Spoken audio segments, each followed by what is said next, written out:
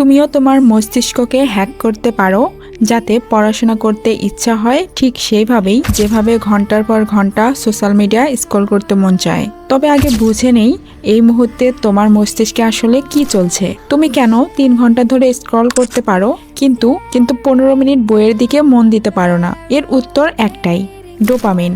Dopamine হলো সেই ভালো লাগার নিউরোট্রান্সমিটার যেটার পেছনে তোমার মস্তিষ্ক সবসময় দৌড়ায়, একদম হিট সিকিং মিসাইলের মতো। এখানেই সমস্যা, ওই নিখুঁতভাবে বানানো ছোট ছোট ভিডিওগুলো থেকে তোমার মস্তিষ্ক একেবারে ডোপামিনের স্বাদ পাচ্ছে। প্রতিটা স্কুলের নতুন কিছু, একটা জোক, একটা ডান্স, একটা চমকপ্রদ তথ্য, একটা কিউট প্রাণী, সবকিছু কয়েক সেকেন্ডের মধ্যে।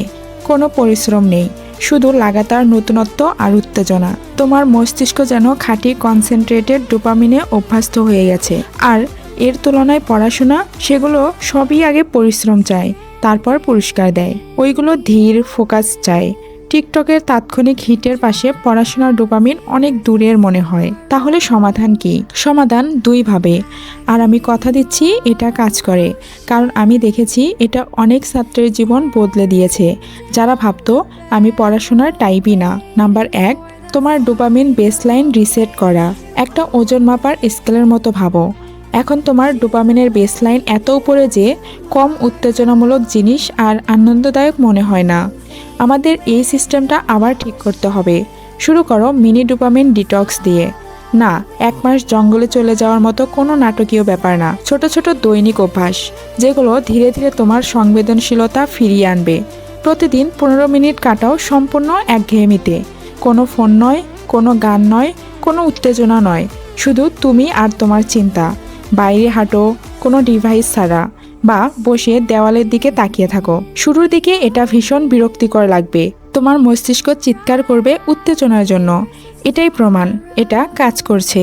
তুমি তোমার নিয়মিত ডোপামিন হিট থেকে উইথড্রল অনুভব করছো। 1 সপ্তাহ নিয়মিত করলে একটা আশ্চর্য জিনিস ঘটবে, তোমার বেসলাইন নামতে শুরু করবে। হঠাৎ করে সাধারণ আনন্দগুলো আবার ভালো লাগতে শুরু করবে। ডোপামিনের বড় ভোজে অভ্যস্ত মস্তিষ্ক ছোট খাবারেও কৃতজ্ঞ হতে শিখবে। কিন্তু এখানেই শেষ নয়, এটা যুদ্ধের মাত্র অর্ধেক। নাম্বার 2, পড়াশোনাকে আরও আনন্দদায়ক করা। এখন পড়াশোনাকে আনন্দের স্কেলে উপরে তুলতে হবে।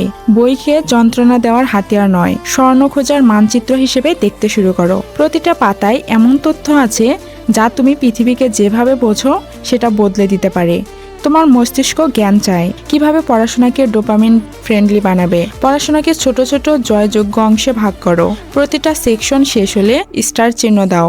এই কমপ্লিট করার অনুভূতি ছোট ডোপামিন হিট করবে। পোমোডোরো টেকনিক ব্যবহার করো।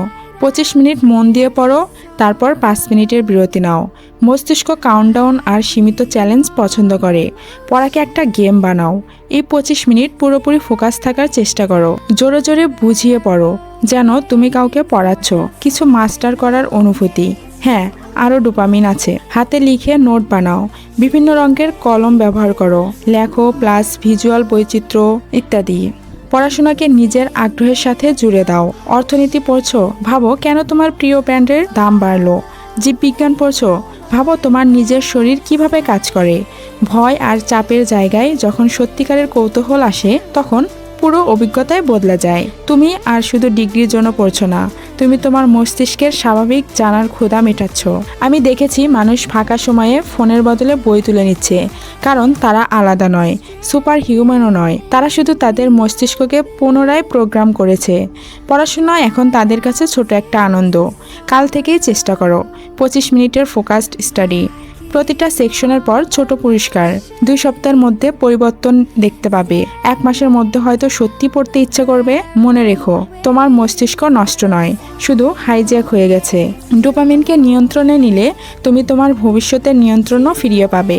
এই কৌশলগুলো যদি কাজে লাগে, শেয়ার করো, সাবস্ক্রাইব করো, আর কমেন্টে জানাও তুমি কোন টেকনিকটা আগে ট্রাই করবে।